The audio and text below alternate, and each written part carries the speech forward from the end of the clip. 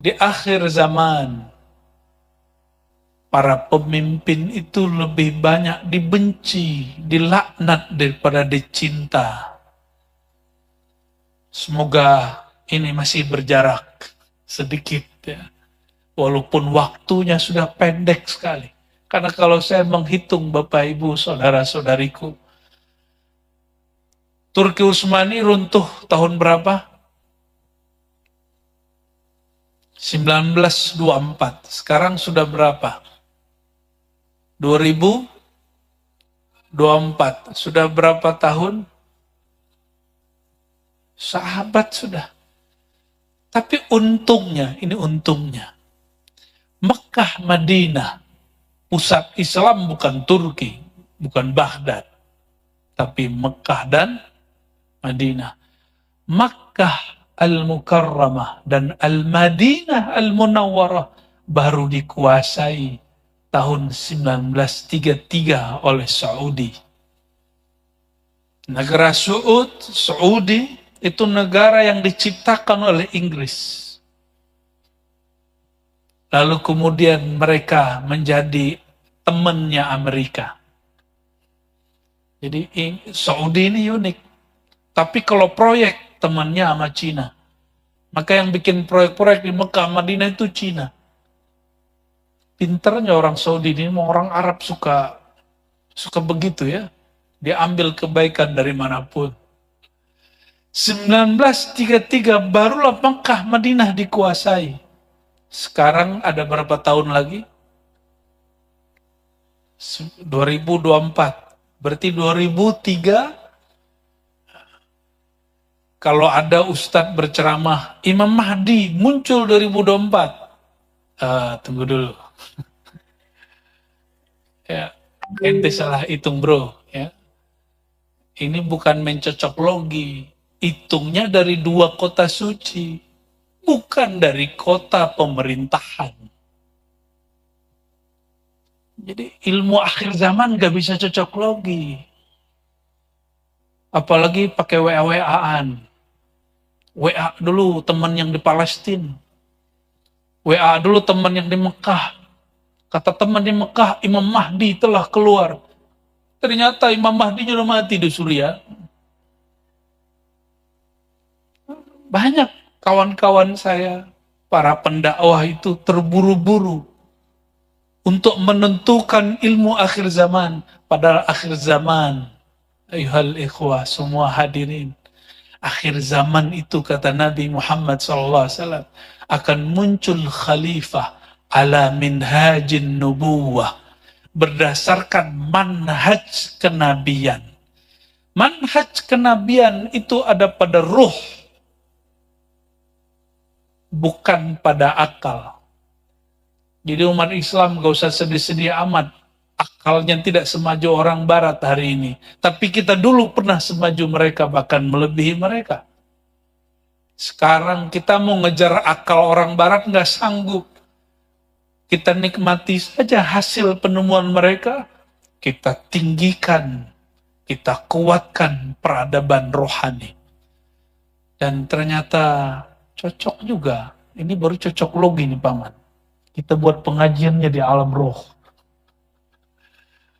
Di alam arwah ya. Ya kalau yang bisa lihat, bisa Pak. Bisa kelihatan di alam arwah. Kalau yang bisa lihat.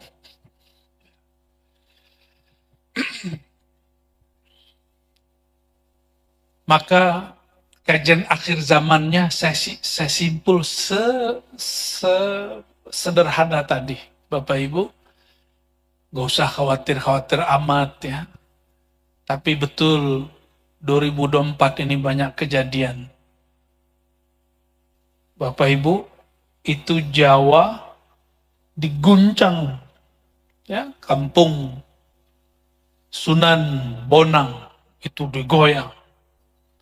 Sunan Kalijaga ditanam di Jawa Tengah, bagian utara, Demak, itu sekarang terendam banjir. Belum lagi di kampung saya Sumatera Barat, itu ada yang banjir, ada yang longsor. Masya Allah, 2024 ini. Allah mastur. an ummati Sayyidina Muhammad sallallahu alaihi wasallam.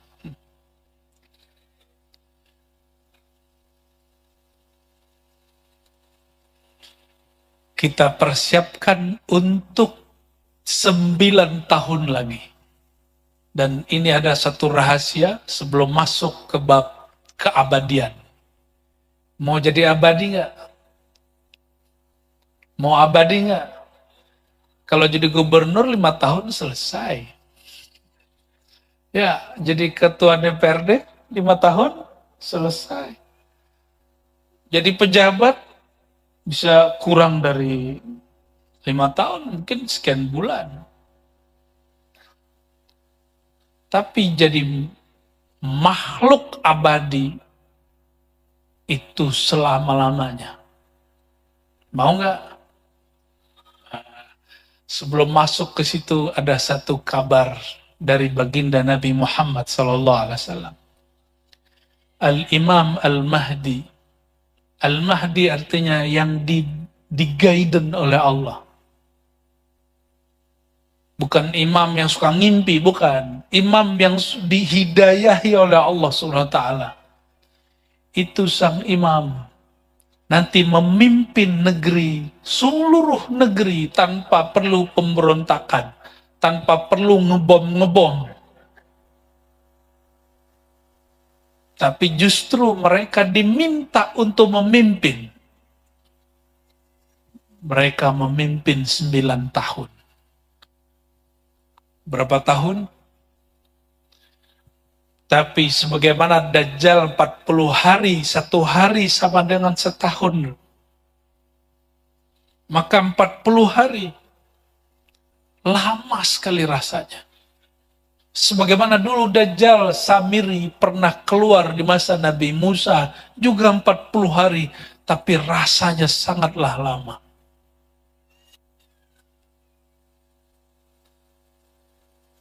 Namun Allah balas. Apa balasan Allah? 9 tahun itu, 1 hari pun seperti setahun. Kalikanlah 9 tahun.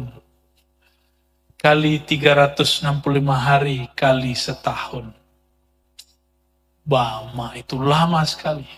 Lagi asik-asik menikmati dunia, yang sorga disegerakan, Ya'jud Ma'jud keluar. Ini pian-pian ini lagi asik bikin anak kali ya. Lagi asik makan, lagi asik santai. Nanti zaman itu cemburu-cemburu udah nggak ada, Bu. Udah tipis. Mumpung masih cemburu sekarang ya. Nanti nggak ada cemburu-cemburu zaman itu. Semua orang cemburu itu anania, ego. Ego perempuan. Boleh cemburu sebatas yang disyariatkan Allah. Cemburu cinta, bukan cemburu egois. Ya. Dan itu nggak ada nanti di sana. Karena itu sorga yang disegerakan oleh Allah Subhanahu Wa Taala. Baik, kita keep tentang akhir zaman. Ya. Siapkan saja diri. Kalau tidak tahu tentang akhir zaman, katakan kami tidak tahu. Jangan mengada-ada. Jangan mencari-cari ke dunia yang gak jelas. Apalagi ilmu cocoklogi. Mengulang kajian-kajian sebelumnya, karena ini basic untuk memahami tentang insan keabadian. Alam keabadian. Paling pendek, kata Nabi,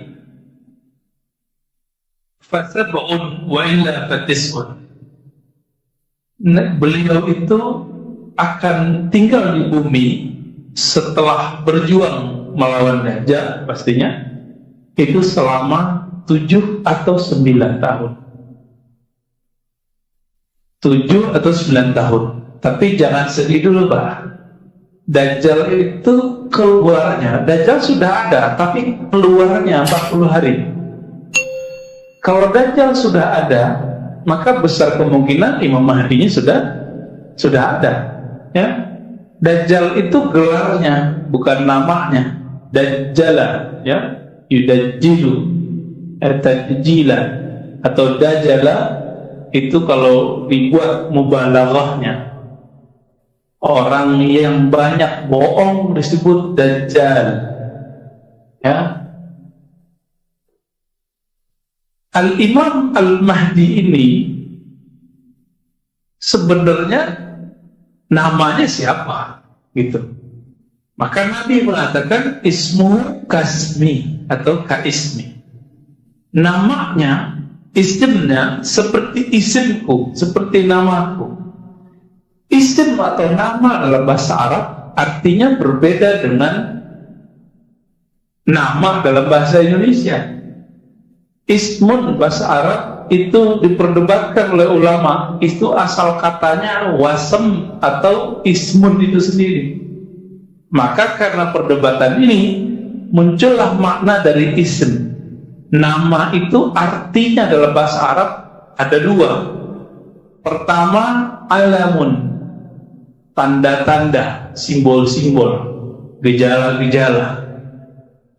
Yang kedua, al-ulum.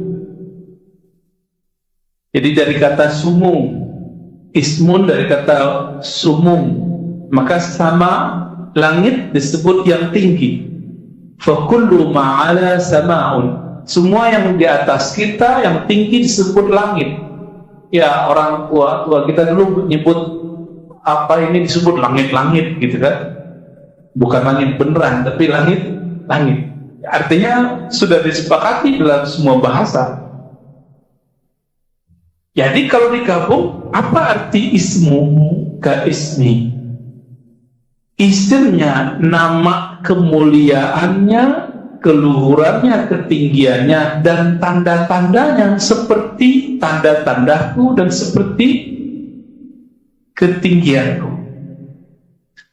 Kalau kita kembali ke Quran, yarfa'illahu allazina amanu minkum walladzina utul ilma darajat. Allah itu mengangkat orang beriman dan berilmu. Berarti si Imam Al-Mahdi ini mesti dia imannya di atas rata-rata, ilmunya juga berbeda. Saya dulu bingung ya, Imam Mahdi ini kan banyak yang ngaku, Pak. Tapi ketika kita membaca satu kitab judulnya Khatmul Aulia, karya Imam Al-Hakim At-Tirmidzi, Imam ahli hadis di masa salafus saleh, tapi serius berbicara wali, baik wali di zamannya, wali di zaman Rasulullah, sampai wali di akhir zaman. Apa kata beliau? Yang dimaksud dia punya tanda-tanda dan punya ilmu yang tinggi. Bedanya dengan kita, kalau ulama biasa sibuk berbicara tentang masa depan, surga, neraka, itu ulama biasa. Tapi kalau Al-Mahdi atau Khatmul Aulia, penutup para wali di akhir zaman, bersama dengan Nabi Isa nanti, ciri-cirinya ilmul awwali. Dia mengetahui ilmu asal muasal alam semesta. Jadi dia ngerti ilmu nasab rohani. Kan di dunia ini ada yang pakar nasab jasmani, Pak. Jadi kalau kita ketemu dia tahu kita binnya siapa. Itu nggak banyak, paling 1-2 orang di dunia ini. Tapi untuk nasab saya ini, dulu di alam ruh itu siapa? Dia tahu, Pak. Dia dikasih ilmu itu. Itu penjelasan Imam Al-Hakim At-Tirmidzi. Dulu kita ketika mengatakan, ya Allah, kami menyaksikan Engkau. Ketika Allah bertanya, bukankah aku Rabb kalian? Tuhan pencipta kalian? Lalu kita semua mengatakan, syahidna. Tentu ya Allah, kami menyaksikanmu. Dia tahu persis siapa saja itu. Itu yang disebut Al-Mahdi. Ya. Jadi setelah kita gabungkan riwayat hadis ini dengan riwayat imam ahli hadis yang mengerti ilmu kewalian, itulah maknanya. Bukan berarti dia tahu gaib, tidak, tapi dia diberitahu. Dalilnya tadi surat Al-Mujadalah ayat 11. Walladzina utul ilma, dan orang-orang yang diberikan ilmu. Jadi ilmu itu diberi, Pak. Kita kan merasa kita yang pinter. Saya merasa saya pinter misalnya. Padahal pinter itu diberi oleh Allah. Kalau kita sadar bahwa pintar ini anugerah, mungkin nggak saya sombong? Mungkin gak kita sombong? Gak mungkin. Maka sebagaimana Nabi adalah orang yang paling tawadhu di masa hidupnya, Al-Mahdi itu juga orang yang paling merasa hina di hadapan Allah Subhanahu wa ta'ala. Kita gak ketemu, Pak, sekarang ya. Kalau ketemu ya susah kali aku ketemunya. Jadi ketika Nabi mengatakan isimnya, namanya seperti namaku, nama ayahnya seperti nama ayahku. Kalau diterjemahkan versi tadi apa? Tanda-tandanya, ya, ketinggian ilmunya, kehebatan rohaninya seperti aku, dan ayahnya seperti ayahku. Jadi nggak mesti itu nama fisik.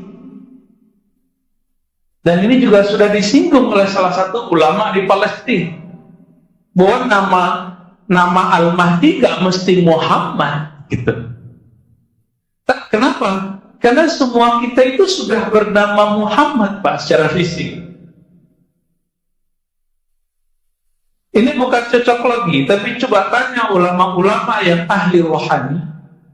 Mereka mengatakan bahwa kalau kita di dalam perut ibu kita, itu dilihat, Pak, kepala, badan, semua itu tulisannya kayak mim, ha, min, dal. Maka waktu saya ketemu salah satu guru kita, ya, dalam ahli zikir, dan beliau ahli hadis juga, ahli fikih, salah satu mufti di Abu Dhabi, orang Yaman, Maulana Syekh Dr. Muhammad Abdurrahman An-Nazari Asy-Syadzili Al-Alawi, ya, beliau mursyid saya dalam thariqah Syadziliyah. Apa kata beliau? Jadi kami datang ke sana, ke tempat beliau, itu yang nyambung cuma berapa orang, Pak. Akhirnya ketika saya ngobrol tentang ilmu ini dengan beliau, yang lain pada kabur. Saya lihat bro, gak ada orang lagi. Kita aja berdua, udah asik. Tahu-tahu udah 2 jam, 3 jam, 4 jam. Salah satu kata beliau, alam ini Allah ciptakan karena Muhammad Sallallahu Alaihi Wasallam. Dalilnya apa? Hadis Imam Al-Hakim, ya. Laulahu ya Adam ma khalaqtuka. Kalau bukan karena Muhammad Adam, aku tidak ciptakan engkau. Maka fisiknya Nabi Adam dan alam semesta itu selalu ada pencirian nama Nabi Muhammad di situ. Selalu ada, Pak. Maka nanti ketika orang masuk neraka, itu tubuhnya pasti dirubah beberapa bentuk. Mungkin wajahnya dirubah jadi binatang gitu, supaya tidak menjadi mim ha mim dal. Jadi beliau mengatakan kepada saya, kalau engkau memandang semua makhluk, maka di situ sebenarnya ada nur pencirian Nabi Muhammad di sana, karena mereka tercipta, Allah ciptakan karena Nabi Muhammad Sallallahu Alaihi Wasallam. Dan Nabi disebut dalam Al-Quran rahmatan lil alamin, kasih sayang, rahmat bagi alam semesta. Pohon, batu, bangunan, semuanya, tubuh kita itu adalah alam semesta. Maka tubuh ini sudah dapat pancaran dari rahmatnya Allah Subhanahu wa ta'ala. Maka haknya tubuh itu sujud. Coba kita lagi sujud, mirip orang lagi di dalam janin nggak? Di dalam perut nggak? Sangat mirip sekali. Sangat mirip sekali. Orang kalau sakit-sakit badannya suruh sujud aja, Pak. Nanti badannya enakan lagi tuh. Ya, pegel-pegel nih punggung, suruh sujud. Kenapa? Itu kembali ke fitrahnya.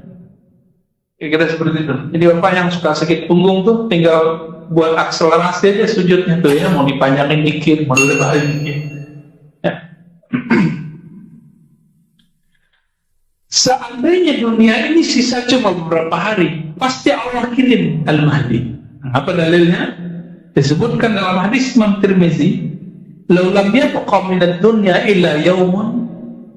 Qala zaidah fi hadisihi la tawwala Allah dhalika al-yawm hatta yab'atha fihim rajulan min ummati atau min ahli baiti.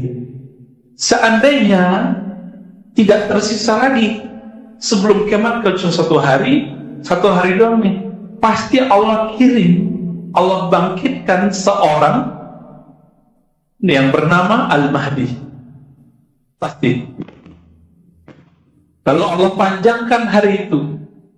Jika Dajjal 40 hari, satu hari sama dengan 1 tahun. Di hadis Imam Ahmad itu kan dikatakan hari pertama sama seperti 1 tahun, hari kedua seperti 1 bulan, hari ketiga seperti 1 minggu, hari keempat seperti 1 hari, lalu hari berikutnya sama seperti hari-hari yang lain. Namun kalau kita masuk pada hari itu sama kayak 40 tahun rasanya. Kok bisa? Bapak saudara masih ingat waktu kecil dulu, waktu belum ada alat-alat, belum ada perangkat-perangkat seperti sekarang, belum ada mobil seperti sekarang, itu kayak hidup tuh lama, benar nggak? Hidup terasa lama. Maka nanti apabila alam semesta ini sudah dieksploitasi sehancur-hancurnya, kita nggak tahu apakah 5 tahun lagi, 10 tahun lagi, 15 tahun lagi, kita nggak tahu, Pak.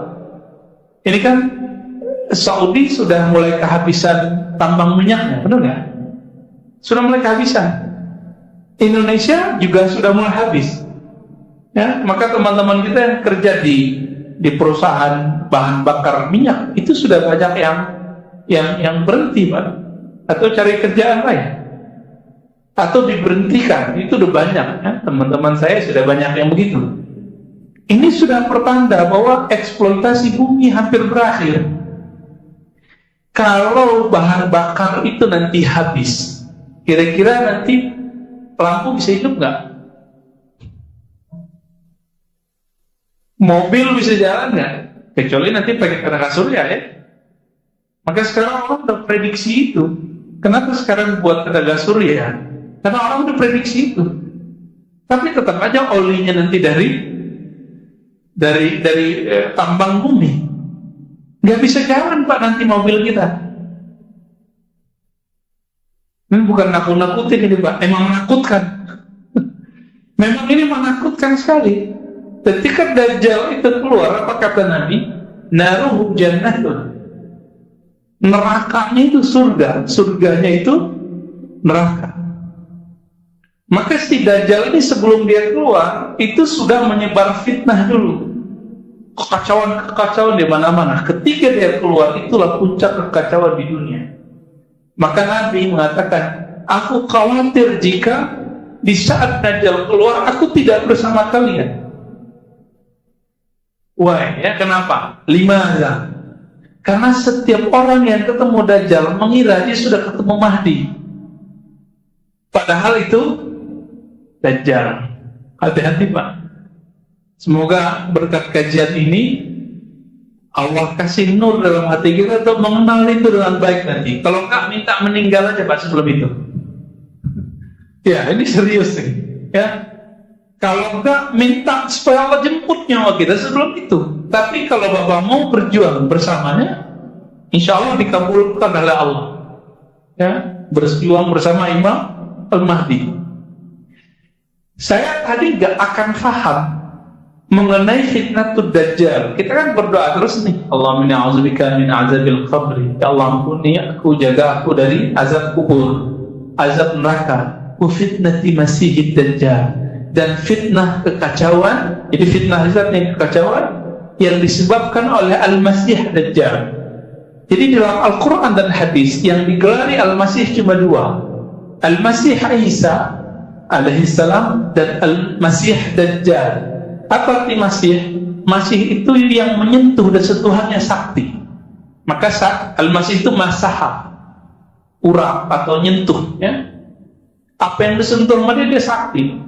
Dia mau apa kejadian. Maka yang membunuh Ad-Dajjal itu nanti cuma Al-Masih yang asli. bersama-sama dengan Imam Al-Mahdi. Begitu dalam hadis dikatakan. Nah, tapi sebelum itu apa yang terjadi? Allah itu sudah setting alam semesta bahwa dunia ini dikuasai oleh kezaliman. Kezaliman siapa? Kezaliman yang disebabkan oleh Al-Masih Dajjal. Ini. Jadi nanti itu kacau semua. Nah, sampai terjadi pandemi ini saya baru paham apa yang disebut fitnatul Dajjal. Tadi saya nggak paham fitnatul Dajjal itu apa. Nggak paham sama sekali. Ketika dulu terjadi SARS, paling cuma daerah regional, daerah tertentu aja gitu ya. Dulu sebelumnya apalagi termasuk virus TBC, polio, itu kan cuma beberapa negara aja, ya kan? Tapi ketika terjadi pandemi sekarang ini, COVID ini, saya baru paham apa yang disebut dengan fitnatul Masih Dajjal. Ini baru awal. Ini baru awal. Kenapa saya sebut awal? Karena dalam hadis dikatakan Al-Mahdi itu keluar untuk memenuhi bumi dengan keadilan, sebagaimana bumi dipenuhi dengan kezaliman. Ini di COVID aja penanganannya tidak sedikit kezaliman yang kita dengar. Mungkin bukan dari pemerintah, tapi dari siapa gitu ya. Bapak, rapid test itu proyek lagi nggak? Swab proyek lagi Pak. Teman kita udah jelas nggak? Bukan COVID. Itu ada teman kita 1-2 ya, tapi dia cerita, saya nggak tahu itu benar atau tidak. Apa dia kena Dajjal juga kita nggak tahu. Ya, dia bilang saya nggak sakit apa-apa, cuma ditahan sama rumah sakit, disuruh tes dulu. Akhirnya diisolasi, padahal belum jelas statusnya apa. Karena sudah ketakutan, ya imunnya rendah, imunnya lemah, kena juga jadinya. Nah ini kejadiannya.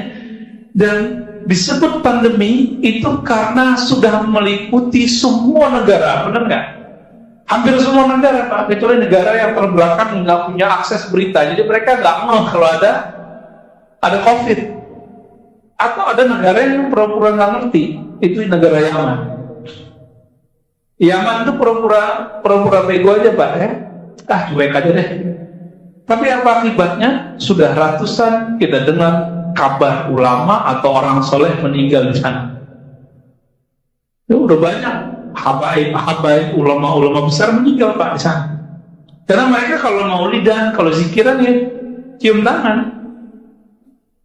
Kita tidak menolak ada COVID, tapi cerita yang digoreng berlebihan kita nolak.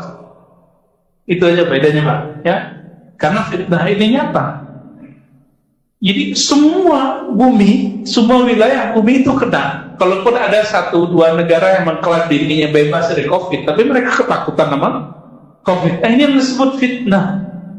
Kekacauan yang disebabkan oleh si Dajjal itu. Apa arti Dajjal tadi? Pembohong. Ya, jadi kita diberitakan hal-hal yang menakutkan. Padahal ya COVID kan sebenarnya yang dijelaskan oleh Menteri Kesehatan dulu itu benar. Ini flu, tapi flu-nya lebih parah dikit gitu. Orang mati karena influenza kan banyak juga. Tapi kenapa nggak diinfokan? Karena emang tidak separah flu yang ini, terutama yang punya penyakit bawaan. Akhirnya ketakutan karena berita. Coba rasakan Pak, bulan-bulan Maret, pertengahan, April, Mei sampai puasa kita. Menegangkan nggak? Jadi Dajjal itu sudah bawa fitnah. Fitnahnya itu mirip kayak iklan, mohon maaf. Iklan-iklan sekarang itu barang-barangnya belum ada Pak, tapi iklannya sudah ada. Coba tanya sama teman-teman kita ini. Ini cara model fitnah Dajjal itu. Barang belum ada nih, iklan duluan. Disetting lah nanti supaya ini sudah banyak yang minta. Akhirnya misalnya disebar orang-orang ke warung-warung untuk ada yang nanya tentang barang ini. Padahal barang aja belum ada. Pak, ada barang ini nggak? Padahal belum ada. Karena sudah banyak permintaan, yang jualan-jualan ini kemudian nanya kepada distributor, ada nggak barang A? Tuh, baru kemudian mereka buat, karena sudah di order. Benar-benar begitu modalnya. Beda dengan transaksi dalam Islam. Barangnya ada dulu baru dijual, kan begitu seharusnya. Baik. Jadi ketika Nabi Shallallahu Alaihi Wasallam mengatakan, kalaupun seandainya masih ada satu hari terjadi kekacauan di bumi, pasti Allah akan bangkitkan seorang imam namanya Al-Mahdi. Lalu di hadis Imam Tirmizi ini dikatakan, rajulan min ummati atau min ahli baiti. Dia adalah sosok dari umatku, atau lebih tepatnya keturunanku. Nah, ini yang paling menarik, Pak. Jadi keturunan Nabi itulah potensi terbesar munculnya Imam Al-Mahdi. Kita cek, ternyata ada ulama yang menolak kemunculan Al-Mahdi. Siapa imamnya? Namanya Imam Ibnu Khaldun. Punya kitab Al-Muqaddimah, ya, dalam ilmu sejarah dan pengantar ilmu-ilmu. Dia menolak ada sosok Al-Mahdi dan turunnya Isa. Tapi pas kita cek, penelitiannya lemah. Siapa lagi? Dulu ada ulama Al-Azhar namanya Shaltut. Itu menolak juga karena mengikuti Ibnu Khaldun. Jadi kalau ada tamatan Al-Azhar menolak sosok Al-Mahdi dan turunnya Isa, berarti dia terpengaruh oleh Ibnu Khaldun. Padahal Ibnu Khaldun dalam bab ini tidak punya otoritas. Yang punya otoritas adalah ahli hadis dan ahli akidah. Beliau lebih kepada ahli sejarah. Oke. Apa kata Nabi? Dia min ahli baiti, dia keturunanku. Maka saya sering bertanya kepada teman-teman kita jemaah, Bapak pernah berpikir nggak ahli bait atau habaib paling banyak sekarang di mana? Ya, di mana? Di Yaman. Yaman negaranya kecil. Cuma di daerah Tarim itu memang banyak ya, Hadramaut, tempat Al-Habib Umar bin Hafiz. Mekah, enggak, ya. Teman saya ada yang namanya Alwi, orang Yaman keturunan, tapi lahirnya sudah di Palu. Tahu Palu, Pak ya? Sulawesi.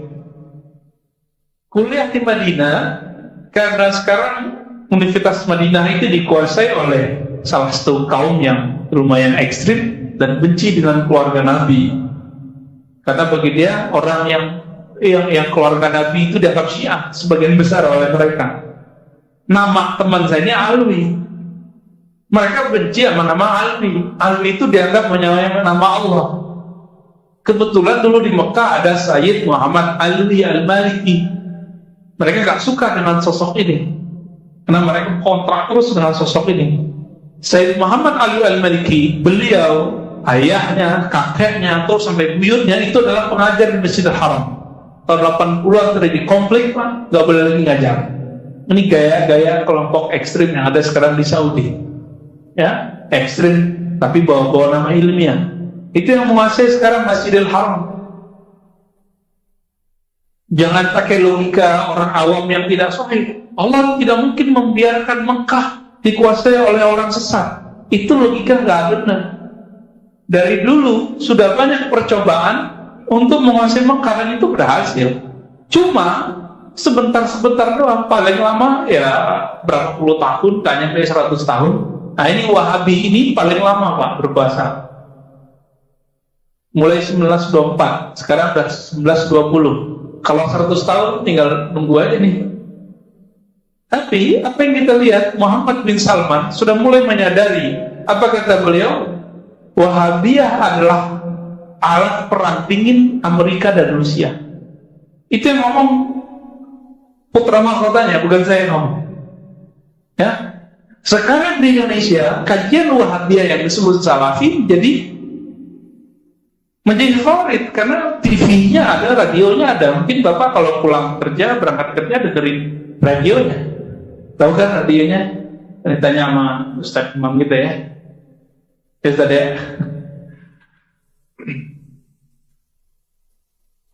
Bapak saya makan Allah. Itu ketika nama teman saya Ali, mereka benci. Sehingga saya teringat ya, kalau kita benci kepada zuriat Nabi, berarti kita nanti benci dengan sosok Al-Mahdi. Karena Al-Mahdi itu pasti zuriat Rasulullah, keturunan Rasulullah SAW. Dan mereka sekarang ngomong apa, yang kelompok yang tidak suka dengan zuriat Nabi ini. Sekarang tidak ada lagi keturunan Nabi yang benar. Gitu. Nggak ada keturunan Nabi.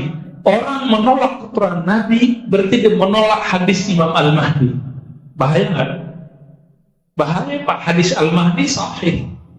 Ada dalam Sahih Bukhari, tidak disebutkan namanya ya. Di Muslim lebih banyak, di Abu Daud lebih banyak lagi.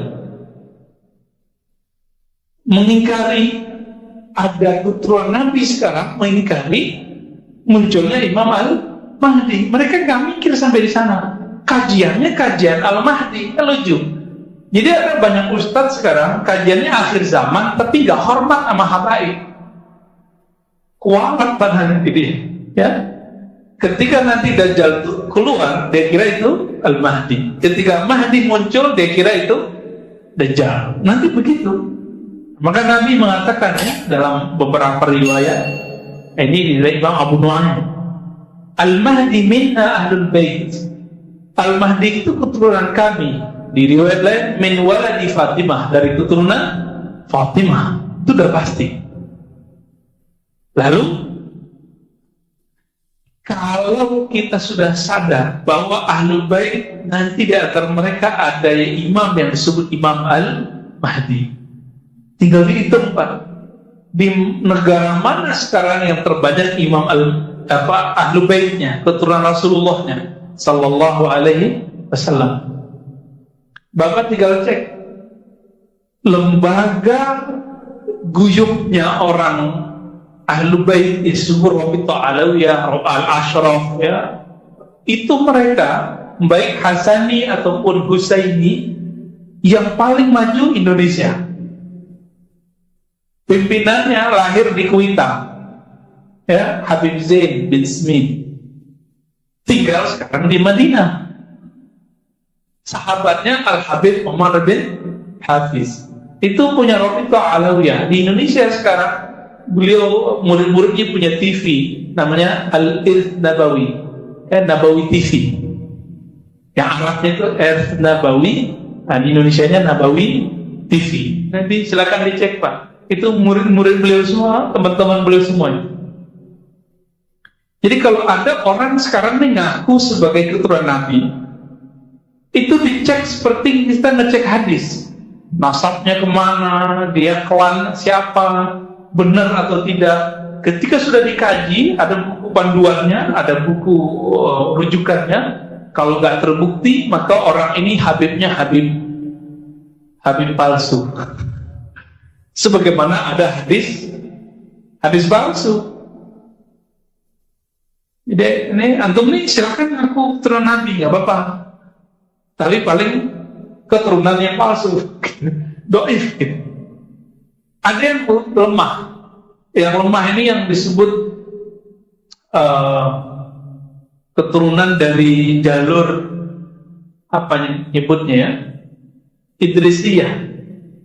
Di Indonesia ini ada jalur Idrisiyah namanya di Indonesia, bukan tarekat ya. Ini agak lemah. Ini terjadi juga perdebatan. Banyaklah di Indonesia.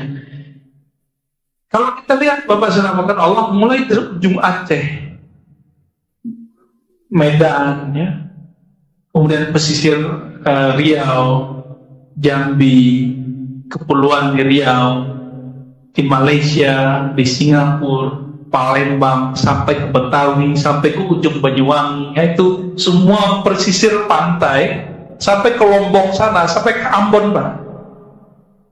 Itu bertebaran keturunan Rasulullah Sallallahu Alaihi Wasallam, dan jumlahnya itu mengejutkan sekali, lebih banyak dari jumlah yang ada di tanah Arab. Bahkan teman saya yang sibuk ngurusin itu mengatakan apa? Beberapa klan, jadi suku, kabilah kira-kira begitu ya. Misalnya As-Saqqaf, Al-Idrus, itu namanya suku-sukunya Pak. Famnya, mereka nyebutnya family-nya. Itu ada di Indonesia yang masih bertahan, sedangkan di Yaman sudah nggak ada. Nah ini indikator besar ini Pak. Indikator besar ini bahwa besar kemungkinan Al-Mahdi muncul di negeri kita, di Nusantara.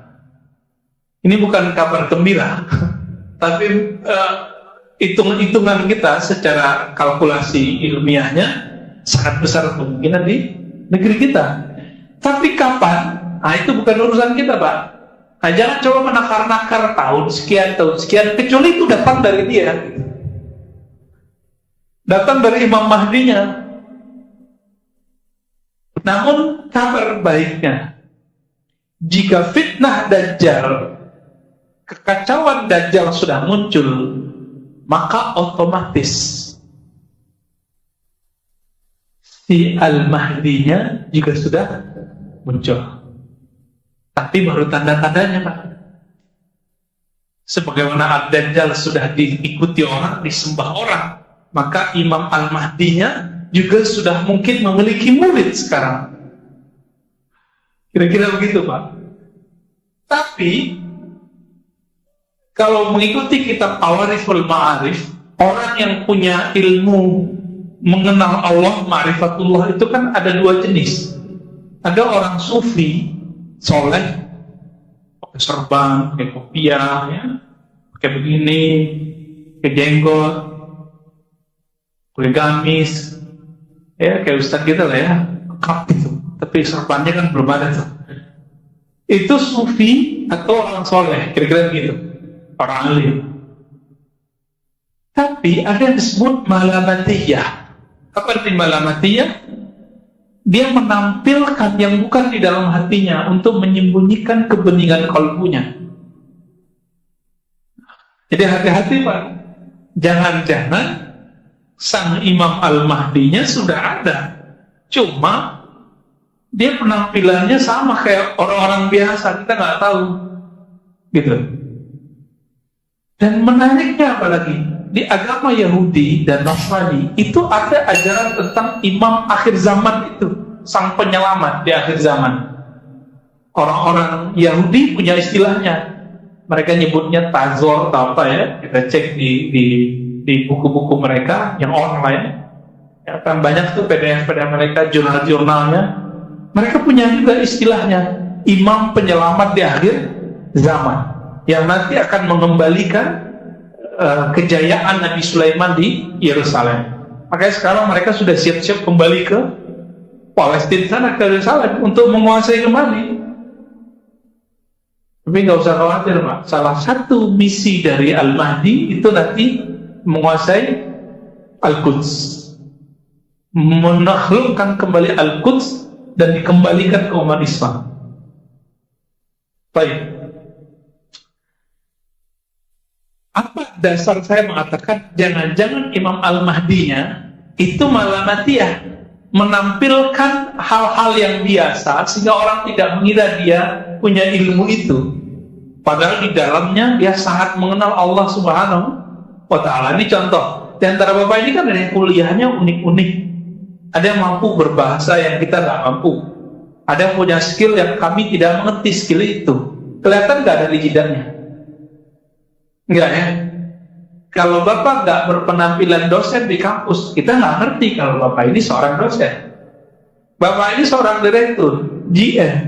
Kalau nggak ada kartu pengenal, kita kan nggak ngerti. Baju semua orang sama, kira-kira begitu loh Pak. Dia pakaiannya sama kayak kita, tapi rohaninya kualitasnya berbeda. Apa dalilnya? Dalam banyak hadis, salah satunya riwayat ini dikatakan yuslihuhullahu ta'ala fi lailah. Allah nanti akan islah dia. Islah artinya apa? Allah bersihkan dia, Allah perbaiki zahirnya supaya sesuai dengan batinnya dalam semalam. Al-Qala fi yawmain, di dalam Imam Abu Nu'aim dikatakan atau 2 hari. 2 hari itu artinya 2 kali. Saya mau tanya, ini mengikuti tadi, Nabi mengatakan tanda-tandanya seperti tandaku, namanya seperti namaku, ilmunya seperti ilmuku. Nabi berapa kali dibersihkan dadanya oleh malaikat Jibril? Masih ingat? Rasulullah ketika mulai kanak-kanak, ya kira-kira umur 6-7 tahun, itu dibelah dadanya, dibersihkan oleh Jibril. Saudara sesusuannya, anak dari Halimah Sa'diyah, melihat itu, pikiran saudaranya bernama Muhammad bin Abdullah itu akan dibunuh oleh orang putih, berpakaian putih ketika membelah dadanya. Lari dari mengejar ayahnya dan ibunya, wahai ibu, ada orang mau membunuh saudaraku Muhammad. Datanglah, ya, mengejar ini ayahnya, ayah susunya dan ibu susunya. Pas datang Nabi Muhammad duduk-duduk, lagi main pasir, kira-kira gitu ya, bengong anaknya. Tapi Halimah Sa'diyah sudah mengumpulkan keanehan-keanehan Nabi semenjak beliau diambil, dibawa ke atas onta. Padahal ontanya itu kecil ya, tapi kok menjadi lebih cepat dan lebih seger. Dia sudah catat semua itu dalam pikirannya. Ini bukan orang biasa. Ini bukan orang biasa. Ternyata dulu Halimah Sa'diyah pernah mendengar juga kalam-kalam dari Aminah. Bahwa Aminah mengatakan, satu ba'atsu rasulah, Muhammad, kamu akan dibangkitkan menjadi seorang rasul. Itu sebabnya bagi ahlu sunnah mayoritas, ibundanya Nabi bukan musyrik. Gak musyrikah? Gak musyrik. Ayahnya Nabi tidak musyrik. Ini mayoritas ahlus sunnah ya. Hanya ekstremis yang mengatakan orang tua Nabi masuk neraka atau musyrik. Oke. Jadi kalau Nabi dibersihkan di waktu kecil, lalu terakhir sebelum Mi'raj, benar gak? Coba dihitung Pak, sebelum Mi'raj itu berapa tahun Nabi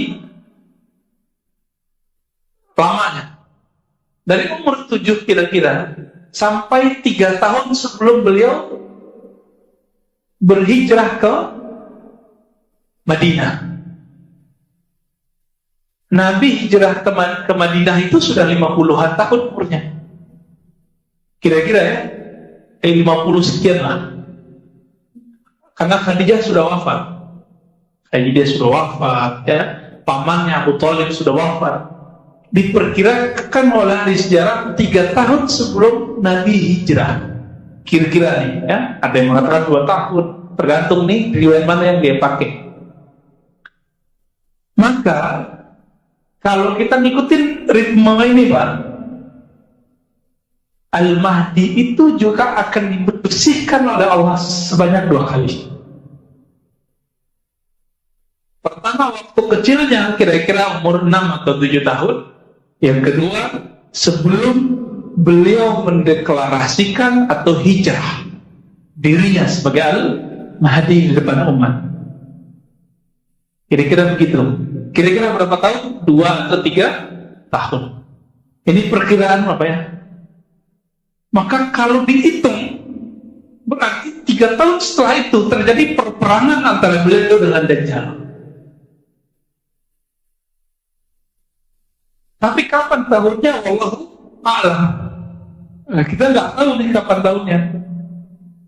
Cuma melihat pandemi sudah begini, sudah meliputi dunia dan seisinya. Ini yang saya sebut dengan dalam hadis Nabi, muli'at jawrad. Bumi dunia sudah dipenuhi dengan kebohongan dan kezaliman. Ya, orang sensitif hari ini belum baca Omnibus Law sudah berani. Ya, pro dan kontra, dua-duanya baik pro dan kontra. Bagi saya ini nggak benar sampai dia baca isinya. Baca dulu isinya, mau pro sebutkan pro jadi mana, mau kontra sebutkan kontranya Di mana gitu? Kan nggak semua baik di situ, nggak semua juga buruk. Tapi orang sekarang main emosi, maka nanti mohon maaf, karena emosional itu nanti sumbunya pendek semua. Orang akan sangat gampang sekali percaya dengan hal-hal yang tidak mungkin dipercaya sebelumnya. Contohnya gini, orang kalau sudah sakit parah, dia paling gampang percaya sama dukun. Dimulai dengan ahli ruqyah, jinolog. Lama-lama nggak sembuh-sembuh datang ke dukun. Awal-awalnya datang ke uskun, ustadz plus dukun. Lama-lama jadi datang ke dukun. Begitulah. Kenapa? Kalau bahasa dari senior saya, ya, Dr. Syarif masih ngajar nggak? Syarif Hidayatullah masih ya, alhamdulillah. Itu beliau punya diksi yang menarik sekali dulu waktu kita lagi diskusi. Apa kata beliau? Orang yang sakit, orang yang susah, itu daya tawar imannya pendek. Itu kata beliau. Ini saya ingat-ingat nih. Bahasanya bagus karena beliau ahli semantik dan semiotik. Orang yang sakit atau susah, itu daya tawarnya pendek. Mau dia nih politisi kalau udah sempit Pak, udah merasa sempit hidupnya, udah gak ada pilihan lagi, datangnya ke dukun. Dan perlu diingat bahwasanya maka Allah Al-Mahdi tidak maksum, tapi rohaninya mengikuti, mewarisi rohani Nabi. Hampir semua. Bedanya Nabi Muhammad SAW punya hak membawa syariat baru, kalau beliau tidak. Gitu aja bedanya. Beliau hanya nanti akan mengikuti syariat Nabi Muhammad SAW sebagaimana Nabi Isa ketika turun. Ini bagian akhir yang mau saya ceritakan. Ketika Imam Mahdi itu memimpin sholat, jadi dunia sudah dikuasai oleh Dajjal nih, dalam waktu 40 hari itu. Belum sampai 40 hari, mungkin 20-30. Itu semua wilayah dunia sudah hancur. Bayangkan Pak sekarang, kalau semua negara resesi, habis resesi nanti apa lanjutannya? Krisis ekonomi. Kalau berlanjut, kan resesi orang masih kuat ya, masih kuat ini. Cuma pertumbuhan ekonominya yang nggak ada. Ya udah minus. Kita waktu tahun 98 sampai 20-an minusnya. Kalau berlanjut, ini bisa semua negara, bukan negeri kita aja. Nah, ini yang disebut jauran, kezaliman di mana-mana. Di saat itulah Al-Mahdi itu kemudian datang ke Makkah, Madinah. Jadi Imam Al-Mahdi itu sekarang bukan di Makkah, bukan di Madinah. Tapi beliau nanti akan datang ke sana. Kenapa? Di sana itu dijaga oleh malaikat Allah sehingga Dajjal tidak bisa masuk. Gitu. Di saat berjuang dan itu diperdebatkan di mana tempatnya, apakah itu di Syam atau di Al-Quds atau di mana tempatnya, lagi sholat, mau sholat nih, udah maju Imam Al-Mahdinya mau jadi imam, Nabi Isa turun. Ketika Nabi Isa turun, Al-Mahdi, hanya Al-Mahdi yang mengerti itu Nabi Isa. Ya, apa kata beliau? Wahai Ruhullah Isa ibn Maryam, silakan menyamami kami, karena beliau seorang nabi. Nabi kan lebih mulia dari seorang wali. Al-Mahdi kan waliullah. Nah, ini adab beliau. Tapi apa adabnya Nabi Isa? Masih ingat Nabi Musa berdoa, ya Allah jadikan aku nabi umat akhir zaman. Apa kata Allah? Sudah ada nabinya. Ya udah kalau gitu jadikan aku umat nabi akhir zaman. Jadi selevel Nabi Musa, induknya syariat Nabi Isa kan di Nabi Musa. Nabi Isa kan belum menyempurnakan, belum mengurangi juga. Jadi baru cuma berapa ajaran Nabi Musa yang direvisi oleh Nabi Isa. Jadi induknya di Nabi Musa. Nabi Musa sebagai induk itu berharap menjadi pengikut Nabi Muhammad, apalagi Nabi Isa. Maka adab beliau, engkau yang jadi imam, aku jadi imam. Maka Nabi mengatakan, betapa luar biasanya kalian ketika Isa turun, wa imamukum minkum. Imam kalian bukan Nabi Isa, tapi imam kalian adalah Imam Al-Mahdi. Ini bisa menolak asumsi yang ditakutkan oleh Shaltut. Shaltut mengatakan, hadis mengenai Nabi Isa hanya memperkuat doktrin Kristen, itu tidak benar. Karena buktinya nanti dia jadi makmum, ya. Kira-kira seperti itu.